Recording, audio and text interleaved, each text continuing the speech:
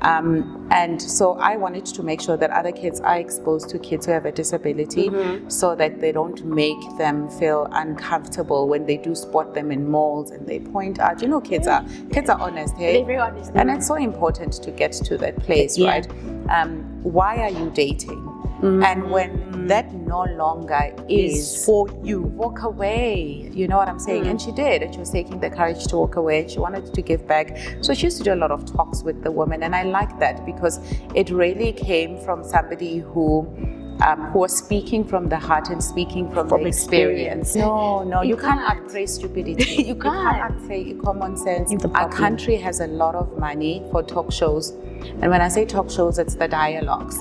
They will rather spend 50 billion to have dialogues and keep asking us the same question.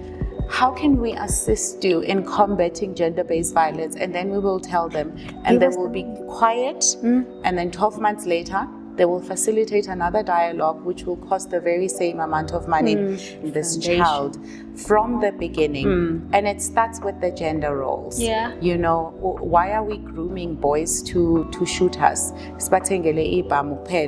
And why, when I am buying my son a t-shirt or a doll, he's automatically deemed as gay. But no, one day he's going to be a dad. He needs to know how to look after a child. True. I need to natural conditioning. Well. Welcome to the AdventPod SA, a timely voice. And I am your host, Nande Unane Mueri. And today we have a phenomenal woman. A woman who I thought was like very young. I thought she was my mate. She's like, this is my mate. And I'm going to talk to her like my mate. But she's still my mate because black don't crack. A beautiful woman who, from the age of 14, thought, this is my passion. I like helping people and I'm going to make a difference in the little space. So the song that says, bright in the corner where you are? That's literally the definition of this woman. I'm just going to ask her to give us like a little brief intro about who she is, and then we're going to get into the episode. Thank you guys for having me. It's a pleasure. So excited to be here. Different space, different environment. Thank you for creating a safe space for us to unpack. Definitely. And also have fun. My name is Cheryl Hlabane, and I am a mother of two. That's like my greatest achievement. Okay. Mother of two. Mother of two. Absolutely love my kids. But also a mother of many. There's a lot of kids that I take care of that I didn't personally give birth to. I'm a proud Zulu girl, so representing KZN, born and bred in KZN.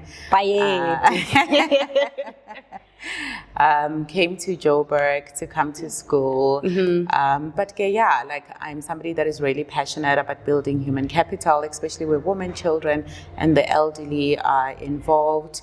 I'm a lover of life, and I'm somebody that really focuses on the focus and try to make a difference every single day when I wake up. I guess that's it. I think you should just go check out her page and then you'll see more to her, right? But that's just a brief thing, right? So just to kick off in an icebreaker, right? Just an icebreaker. So if you were in a movie, right, what character would you be and what would be the title of your movie? Oh, wow. Number one, I can't act. So I've never pictured myself in a movie. Don't limit yourself. I thought that too. Don't limit yourself.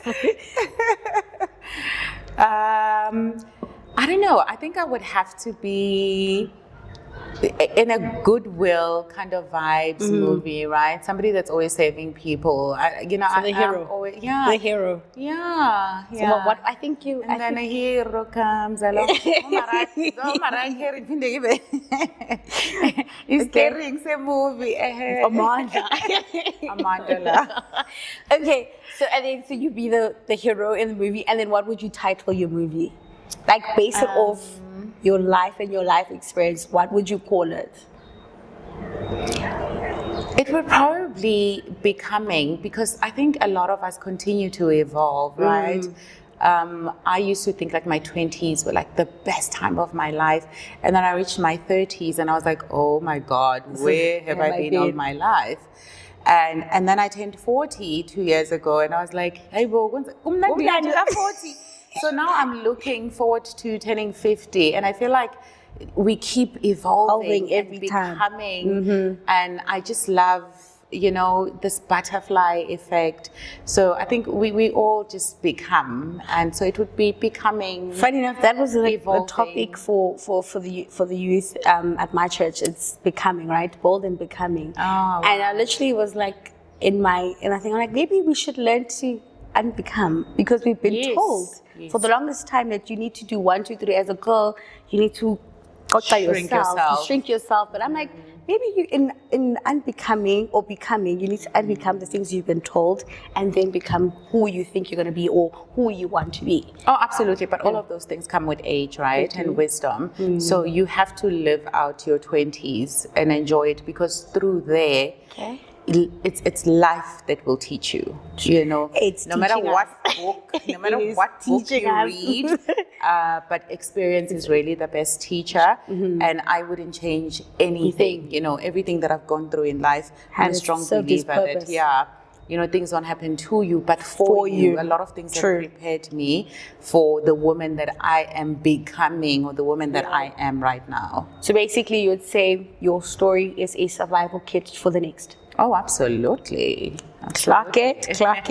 I'm teaching you the 2000 I things. know. My son said that the other time, it's like, oh my God, Mom, you're embarrassing.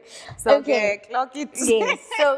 So you achieved a lot, right? And we really big on research. And as your journey's going, right? At 14 years old, you're working at a school. We are playing with mud when you were helping people who are disabled, right? So at the age of 14, what sparked your interest in, actually, I want to help people? I think it was just the inequalities when it comes to children, and children not understanding inganes ne disability. I have a niece, or had a niece, who had what is called hyperagafosis and scoliosis, and she really defied the odds, because the doctors kept on saying she won't live beyond this age, and then that age, and then her. You know what I'm saying, and then eventually got killed by COVID. May soul rest in peace, Uzaza. But and I saw how she became a freak show for us. We loved her as a family. Of course, we didn't see the disability, but every time we'd go out with her, she was kind of like a freak show.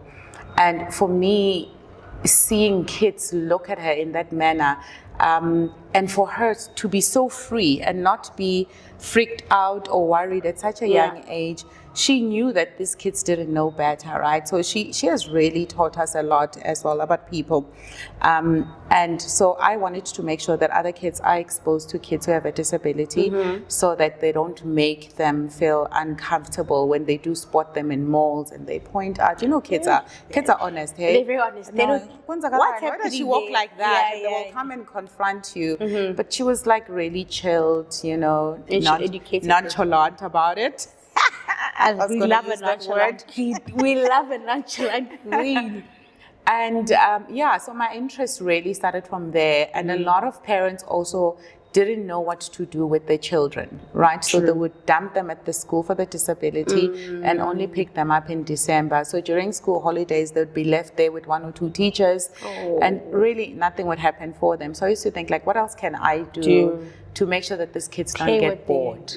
So I'd ask my mom if I could go to the school and, play with them and have birthday parties. So I would always ask, like, instead of you having a birthday party for me with my friends, can I have a birthday party there?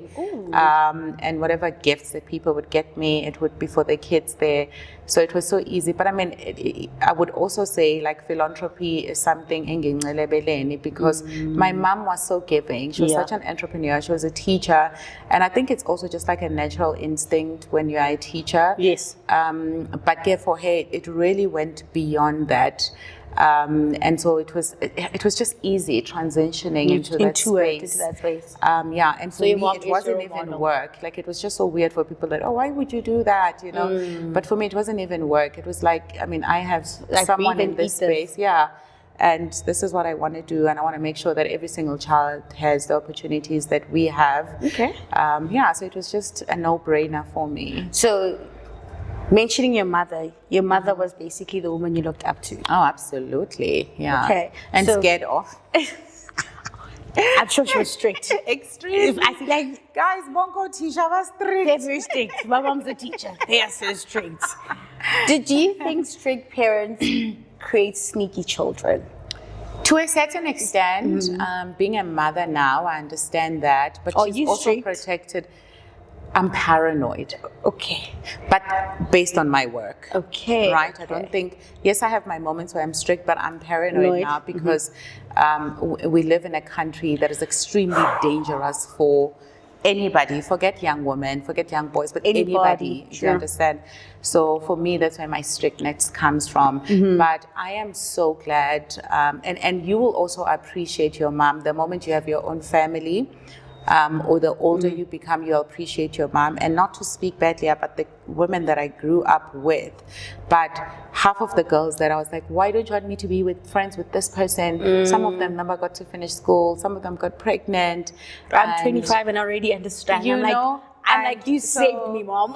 Guys, abazali bethu, they see it. They say hey? it. I think see they have like it. a third eye and they're like, babes, Yeah, I'm seeing it and I'm it's not for you. they really And do. we refuse to hear it the first time, and then we get burnt and we're like, I I mean, really we're should young, have. we're naive. We think Yeah. ubumnandi buyaphela. But like I said, I'm 14, bebukhona ubumnandi when I was in my 20s, my 30s, 30s, I'm 40, busesekhona ubumnandi, in my 50s kuzoba khona. So ubumnandi apheli, you know. All of those things in good timing. Yeah, and also just being safe as well, especially In the this day and society. age. Yeah. So, from your childhood, what is the one thing that stood out for you that you take each and every day with you with the work that you do? The one thing that stood out, or a lesson. I think it's so important to believe individuals that go through anything, no matter how little it is. We don't pay attention to so many things that happen to our family members, right? And I think society has also been so desensitized to gender-based violence because we grew up seeing so many of this in our townships, in our communities, wherever it is. So, you know, when you see something happen to somebody, just like, it's a norm. It's normal. They know what they're doing. Not everybody knows. True. Not everybody knows that they're actually in shambles, or even the types of shambles. domestic violence that they're in. So for me, it's really believe people until they prove you otherwise. True. Yeah. I think we've gotten to a point in society that because of social media, we tend to second guess the victim. When the victim comes and says, oh no, I've been through 1, 2, 3, and then you question, are you sure? What were you wearing? It's a lot of questions and not, let me help this person, let me comfort them, let me be the voice for them, you know. I think we've gotten to that point in society where we actually need to, hey guys, actually let's listen to this person, let's hear them out. And that goes back to your shelter, right? The shelter that you took over from, was your mom's shelter, right? No. It was the person that founded the shelter was Frida Hartley Yes, in the 1920s, and I took over it about 14 years ago. Okay, so how did you find out about the shelter? What is the shelter about? Just give us a background on the shelter, and then we'll follow through from there. So the shelter itself was founded in 1922. It was for young girls who fell pregnant out of wedlock. Back then, it was such a big taboo. It's not at this particular time. So we do really have changed our mandate, and we cater for young women who are fleeing an abusive home situation, fleeing an abusive, intimate partner, victims of rape, anybody that finds themselves homeless due to socioeconomic reasons. Very big on skills development and empowering women. I believe Uguti, when you know better, you do better, right? And a lot of the women that come through spaces lack basic skills, and a lot of them have been financially abused, not just physically, because we always focus on the physical scars, but people don't talk about the physical, the psychological, the emotional. So a lot of them have had their powers taken away from them, that's the ability to feed themselves and their children. So empowering them or equipping them with the right skills will then enable them to go out there and be self-sufficient and take care of themselves. And me joining FHS was, I'd made a covenant with God, right? Because I've always known that passion work is something that I really wanted to do. But I also wanted to get into corporate and see, because everyone thought the epitome of success is sitting in an office space in the corner there. You need to be a corporate baddie and whatnot, So I studied HR and I was in recruitment and HR for the longest time. But I'd also said to God, when I turn 30, then I'll be of service to you. I'll dedicate my life and I'm 30 to you and find something that I can do. So my 25th birthday, I decided to give back to women's shelters in Johannesburg, providing skills training and trying to find the women employment. And through me volunteering through the shelters, just so that I can find my niche as well. Frida Hartley was one of the shelters that was really kind of like handed to me on a silver platter because it was shutting down, it didn't have funding, and they really wanted a young perspective, somebody who will come through, change the trajectory of what they're currently doing and take it to greater height.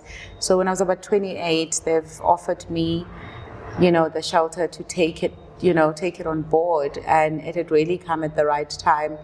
And it was also such a blessing that I also had a partner who understood my passion and was okay with me taking it over, because umsebenzi wepassion awukhokheli, guys. My pushy passion. If you are coming into the space thinking you must really do it, because it comes for the heart. It comes from the heart, right? And so he was there and he was like, babe, do what you need to do. I'll take care of you and the kids. And it just made things a whole lot easier.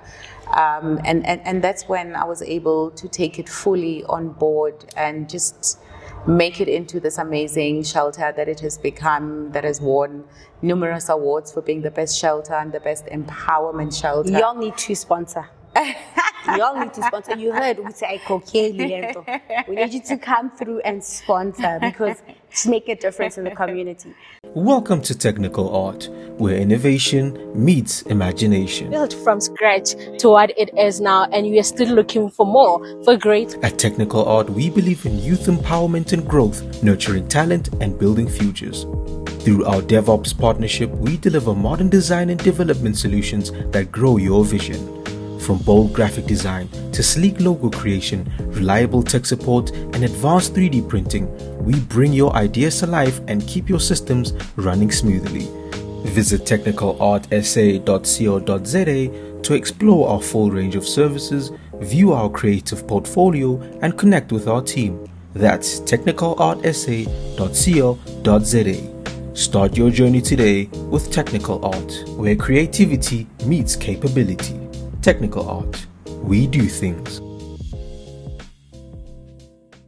So you said at 30, you said, God, you know what, I'm going to say, thanks to HR, I'm going to go do my passion. And he said, babes, why 30? And I said 28. I think that's God's timing. You're just like, I'm sure you're like, and you don't question it. You just say, oh, okay. You just literally said, thank you very much. I'm going to do this, which is very good. I think as the podcast and putting it out there, they will forgive us. We're going to come through and definitely just give our time as well, just to see it, because we start our conversation, or what we are based is just to start a conversation and get things going. So in that, I think we should come through and just our time. I think more than anything, I think our time is what the girls want there, and whatever skills we can offer, it's something that I'm passionate about. So I think I'm glad I'm not interviewing you, because I was just like, at 30, I was literally saying, I don't know what's with this 30. I was like, I want to, because I'm always driving and I see these women with their kids on the streets, and I wonder, where do they go at night? Yeah. That is my biggest question, as to where they go at night. I have a theory. I know it's a bit dark, but my theory is that somebody places them there, and then at night they take them with all the money that they've given. And the majority of them, shame. And then because a lot of them are foreign, so there are a few shelters that take in foreign women, people, and they do not have the right resources to be able to assist them fully. So the shelters are an overnight shelter, so they come in, they sleep at night, they give them the soup and the bread, and then during the day they have to go out there and find something to eat and fend for themselves. And the shelters also charge a fee. It's 20 rands or 15 rands per night. For you and me, 20 rands might seem like, oh, it's nothing. It's but a lot. were you getting 20 rands every single That's day? true. You know? Yeah, so I've always had that passion as to, okay, I want to have a shelter, like a home where it's not just, we're not just saying, oh, uzoba rights and everything, we help you, we give you skills. So It's have important friends- because have that's how friends you who- quantify success.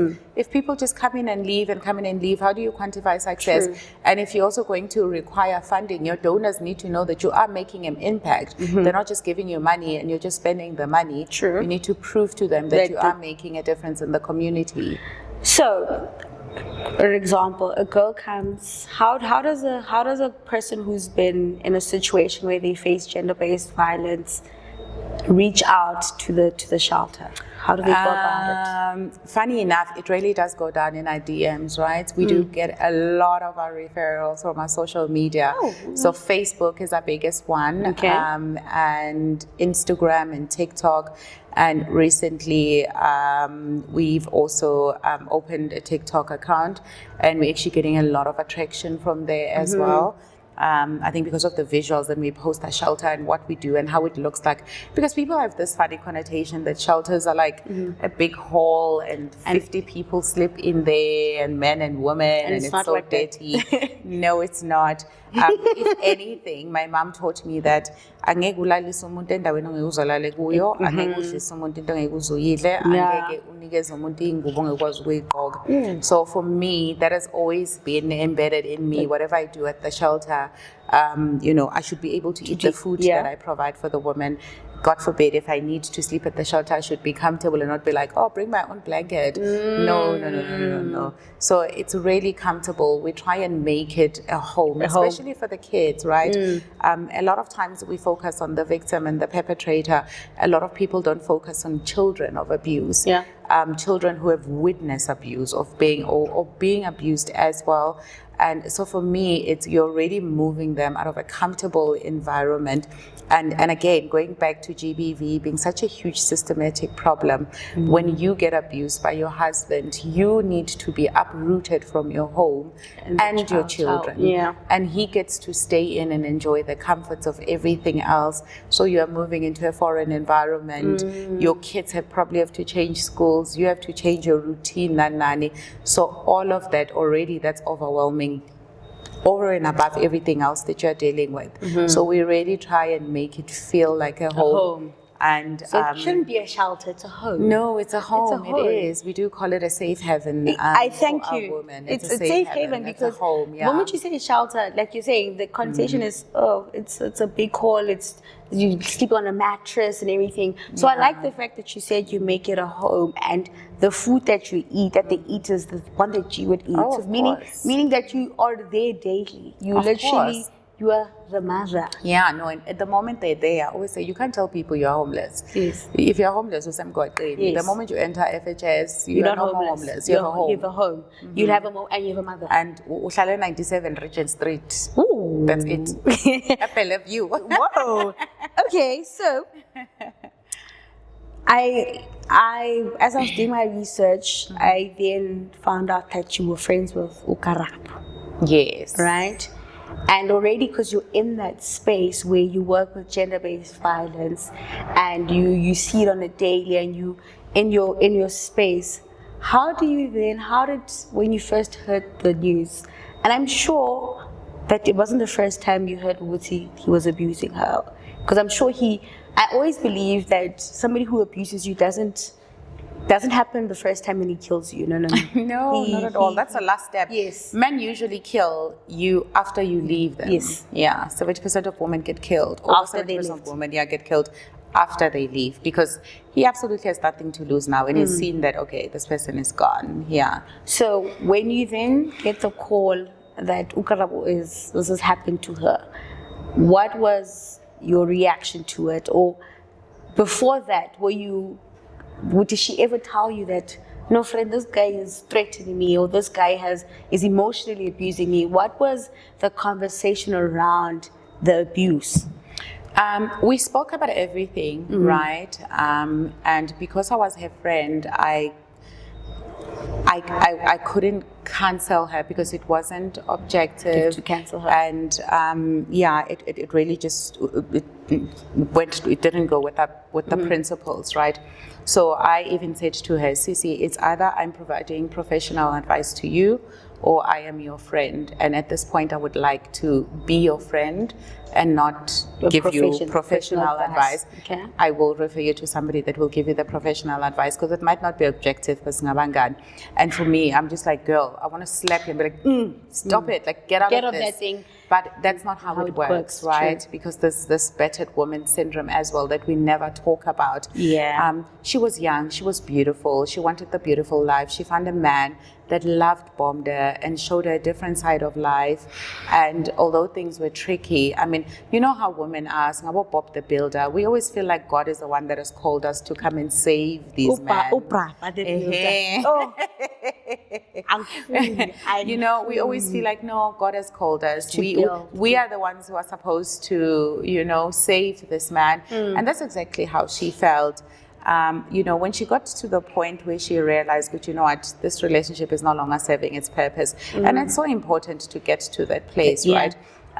Why are you dating? And when that no longer is for you, walk away. You know what I'm saying? And she did. And she was taking the courage to walk away. She wanted to give back. So she used to do a lot of talks with the woman. And I like that because it really came from somebody who was speaking from the heart and speaking from the experience as well. Good girls, I used to do this. But I'm at a point where I am transforming my life, and in the process of me transforming my life, I also want to give back, and I also want to help other young women, you know, to also understand, you know, the good side and the bad side of this life that we live and what we portray on social media and what we do, right? Social media. So our last conversation with her, she said to me, Cheryl, if anything, I want to be so big. I want people to remember me. One day I'm going to be in newspapers, on television, on radio. People are going to be talking about Karabo Mokoena because that's the difference that I want to make. Yeah. And when that happened, but it happened in the worst manner, I was just like, you know what? And maybe that's how God wanted you to be famous. And when you thought you were going to be famous by helping women, but her story was the story that really challenged and shook the country as well. And through that, people were like, oh wow, so it can actually happen in this gruesome manner. And through that, you still had people who would you know, will make terrible comments. Oh, but she was a baddie, or she deserved it, or this or that, you know. Nobody deserves that in any capacity, right? But for me, I loved how she turned her story into something that kind of changed the trajectory or how we view gender-based violence as a country because of that gruesome story. A lot of policies change. A lot of people talked about Karabo for the longest time, and she was an example, and they still do. I mean, she's still the face when you Google gender-based violence. She comes out there. face. The She comes picture out of there. her, Yeah. and because I'm very in that space, and I've always researched. So when I saw that story, I obviously did deep diving, and she was literally saying, guys, I don't want you to make the same mistakes I made. Yeah. And I think there's one time I saw a quote where it says, and I always tell my little sister that you can't make the same mistakes your sisters made. Yeah. What mistakes I've made, you can't. You need to make your own mistakes. Exactly. So in that, she was literally on the way to doing that, and then that guy did what he did, right? So what is your takeaway from that whole story? Like, what did you take away from it, and you tell the girls that you're with every day and the children that, oh, gender-based violence happens every day. I have a story. So what is the takeaway that you got from, or what is the takeaway that you get every day when you hear these stories? I think people think gender-based violence has a face, and if anything, like in the past 10 years, it will give you a sense of you can be, God forbid, you can be the most dumbest person, you can be the most intelligent of people, but it can happen to you. True. People think that, women who come through to our shelters are uneducated, they're on drugs, they don't know what they're doing, abafundile. Guys, we have people with masters, with doctrines, with people who run their own businesses and literally leave their homes with nothing but their clothes on their back because they have reached their rock bottom, right? Yeah. And it's okay to start over. I know society has put so much pressure on women to always one-up her, And also just take it as it comes. So if the man is saying, if the man is beating you, just, no, pray about it. No, you can't pray stupidity. You can't say common sense. You can't. I'm not saying don't pray, but I'm just saying there are certain things that need you to pack your bags. Action. You are not here to fix faith in action. Somebody. You can pray for him, and then hopefully he prays for himself. But it's okay to love someone from far. Very far. Pray for him, right? But be far from him, which is, I think that's the culture that, no, he's hit you first. No, Tandaza. Oh, no, pray for him a bit. Fast. And some things you just need to take a step back and say, you've done this to me, I'm not here for it. Find the support that you need to be. I think God has placed you in a place where you are there for people who think like that. I think in the stuff that you do, people get to actually say, okay, hi man, there's no need for me to be in this situation. I can go get the help and the skills that I need to do and then start over. And you're saying it's okay to start over. Oh, of course. I think we have, as women, we're afraid to start over. We're afraid to start a new relationship. I mean, it's because of society as well. A lot of people are like, ngizokala kuphi, like ngizokuzothiwa nge-return soldier. So it's okay. It's okay. It's okay. It's okay. It's either you or you in a box. Yeah. So you either choose yourself or the choose a casket. Yeah. Which one is it? So, on a lighter note, right? With everything that you do, I think everything that you do makes sense. They gel together. I saw that you were in the top 50 influential women, right? Give us a glimpse as to when that happened. What did you think? And you're like, am I influential? So you are the real influencer, Lana. This is what we call influencing. My team will tell you, hey, I'm not fazed by things like that at all. Hey, I'm sure you're just like, okay, yeah. I don't know how to take compliments as well, so I really shy away from things like that. But when you do the job for passion and not for the applause, that's a bonus for me, right? It's okay. Oh, thank you for recognizing my work, but it's really, I'm grateful that somebody sees me as somebody that really plays a huge impact in empowering women in our country and changing the status quo of gender-based violence, and also the sheltering space as well, because that's where my core focus is in changing the sheltering space. It's really profound and really it's an honor. But even if I don't get that award, you're just like, it's okay. I'm doing my whatever thing. I post, even if I get one like, for me, I don't care. I always live by the quote by Mother Teresa, Magati, if you can't feed 1,000 people, feed one. And that's enough. So for me, that's enough. Like as long as I get to wake up every single day and make sure that one person's life has changed. I'm good. So with gender-based violence, right, where do you think it stems from and what could be the solution to it? So the dangers of even putting a pinpoint in terms of where something stems from is then people will be like, that's the one thing, and it's not the one thing. No, it's not. We need to understand that also we are embedded in culture because we are African. And right now, our femicide rate as South Africans is 5 times higher than the global average, right? It's 5 times higher.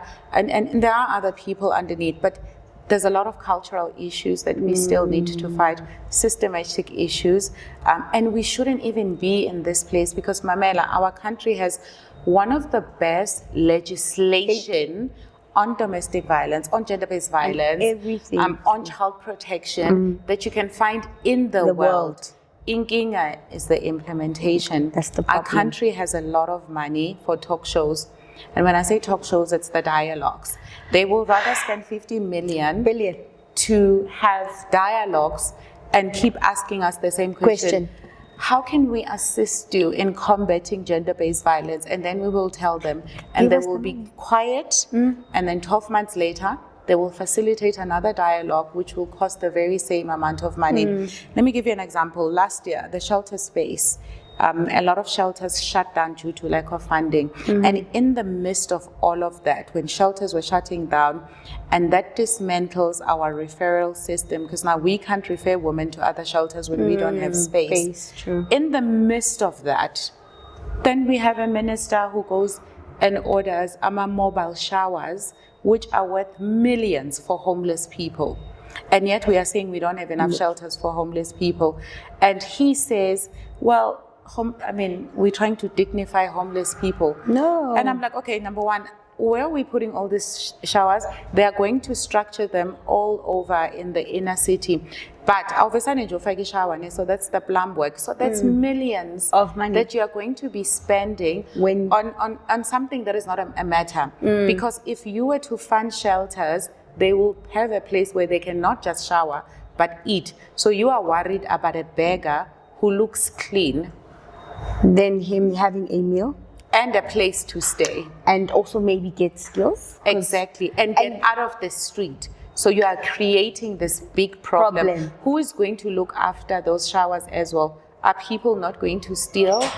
It's not practical. I think that's the thing that I think the system is failing us. Absolutely. It's failing.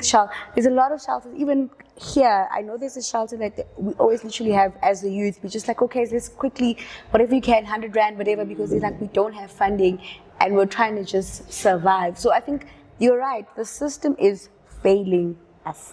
Also, the sensitization of gender-based violence.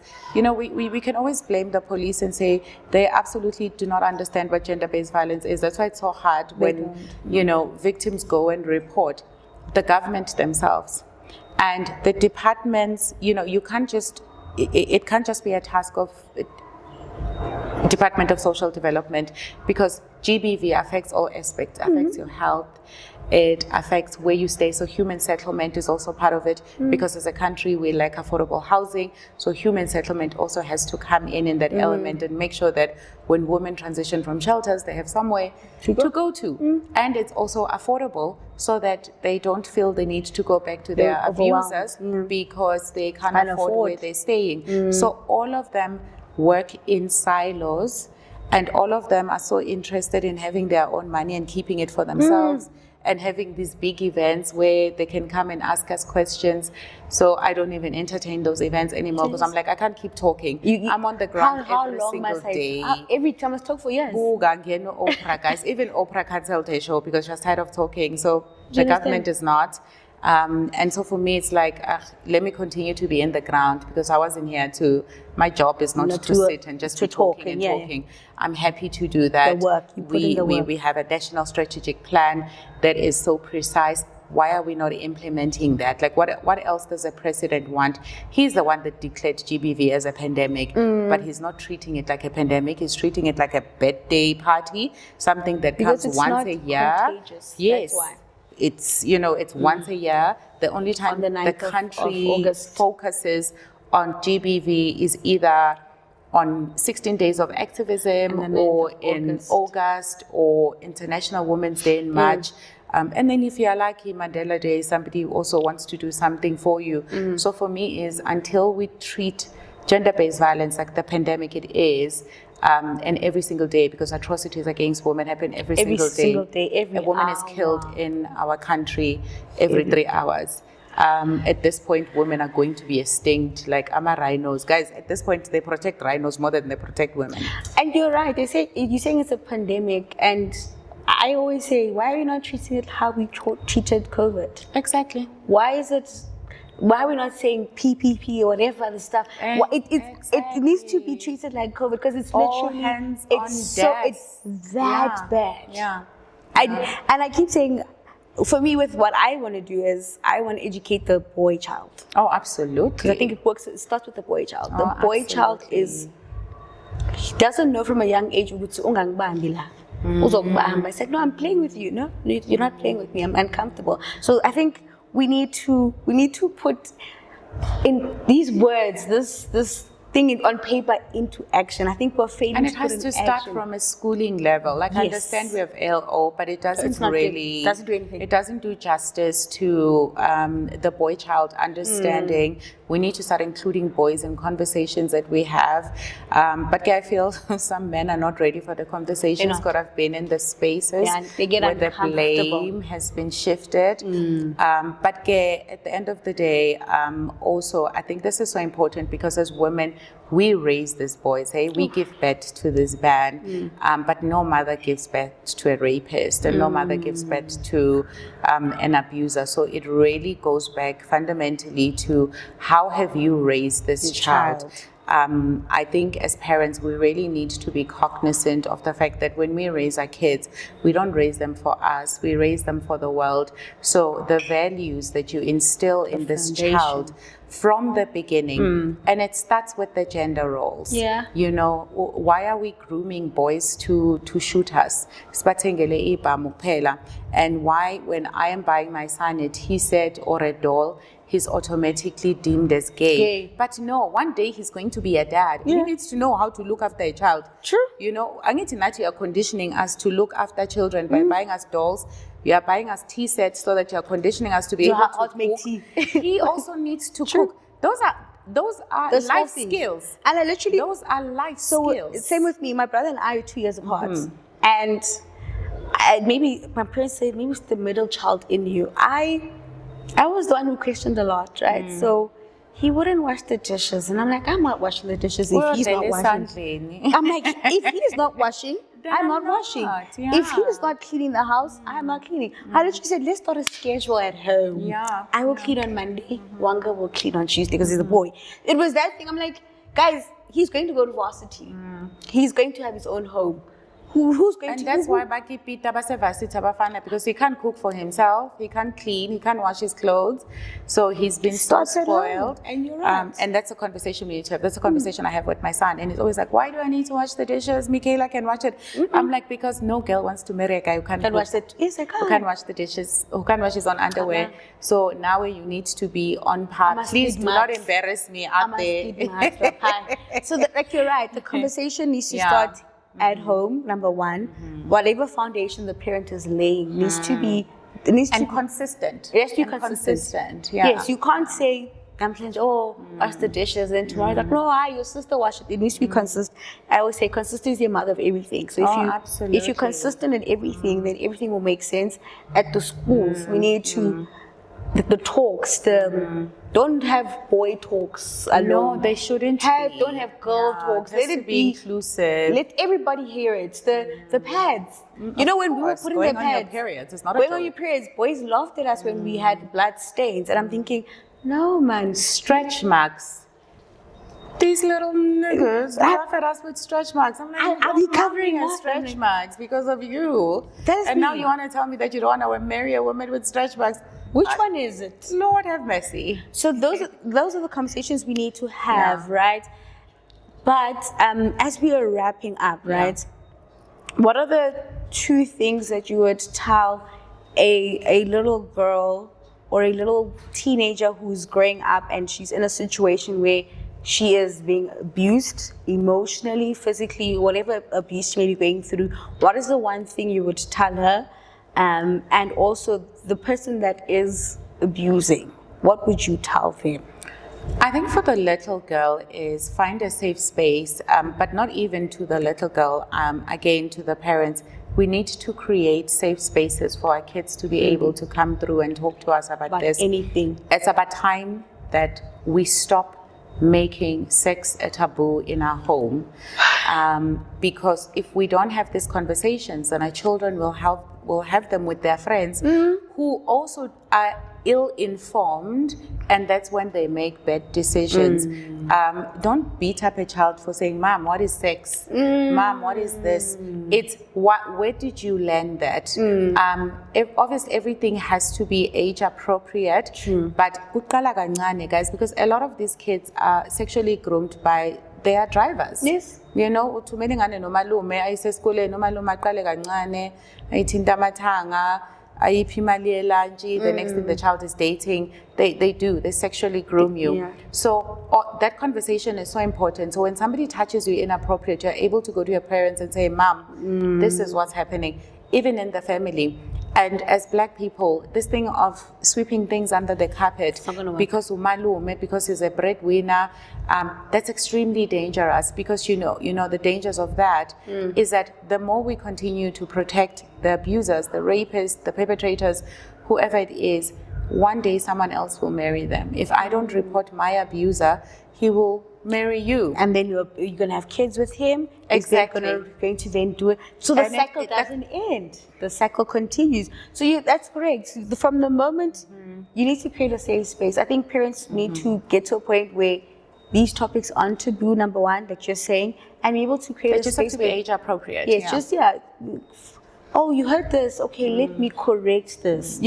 Have the conversation with your child as to how was school today in detail. I think our parents lack the thing of, hi man, what happened at school? What did you learn? What did you and your friends talk about? And there are signs, when a child is crying all the time and they don't want to go to school, they don't want to go to the transport, they don't want to go with this person, they don't want to visit that person. Listen to your kids, guys. It's so important. Vet everybody that your child is around.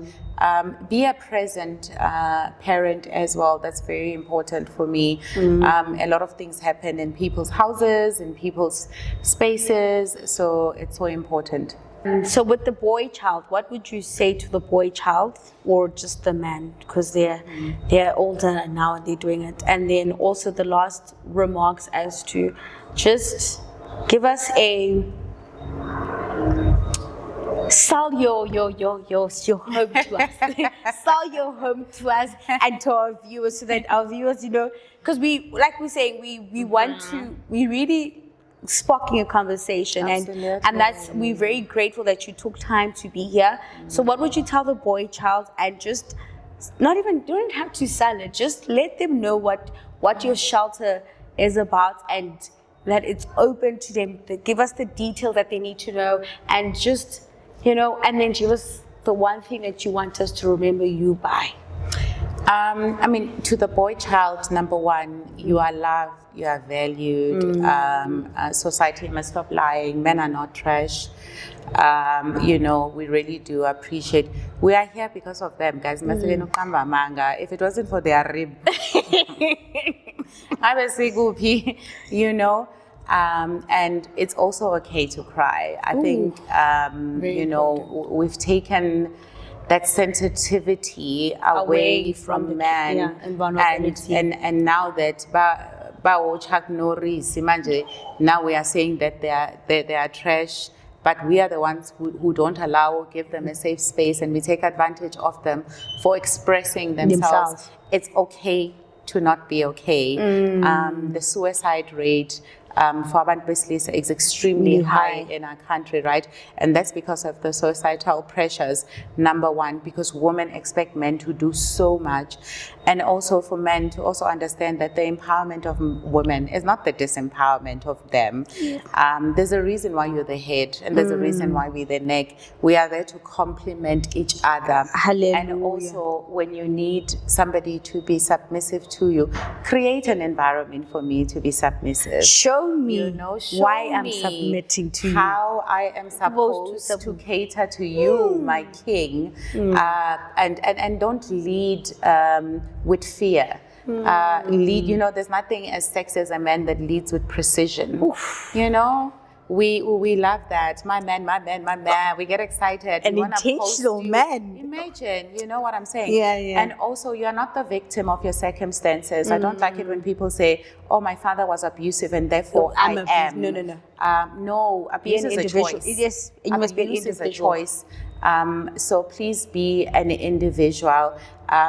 Be the man that other men can look up to and want to be, right? So we absolutely love men. I am raising an amazing young man, and I want him to go out there And do the and make me most. proud, Yeah. and also create a generation of other men that will do us proud and continue with the lineage. But like Frida Hartley is really a stepping stone for women who are looking for a safe haven, and we look for support. You know, a lot of times people think that supporting organizations like ours is usually monetary value, but the reason why we require money is because you are not giving us the basic resources that we need. So there are so many ways that you can come through and assist our organization, and we are happy to host anybody. Follow us on all our social media pages as Frida Hartley Shelter. It's going to be at the bottom. You will definitely be able to see different ways on how you can help. make an impact. And if you can't make an impact at Frida Hartley, you can definitely make an impact in your community, because I believe that charity starts at home. And that starts by you being kind. And last but not least, overcoming gender-based violence is not just the task of Cheryl Hlabane, but it is a task of every single human being. And let's all play our part and be the change that we want to see. True. Thank you very much, ladies and gentlemen. Please like, subscribe, comment, and go follow the pages. And please be the change that you want to see. Absolutely. Thank you.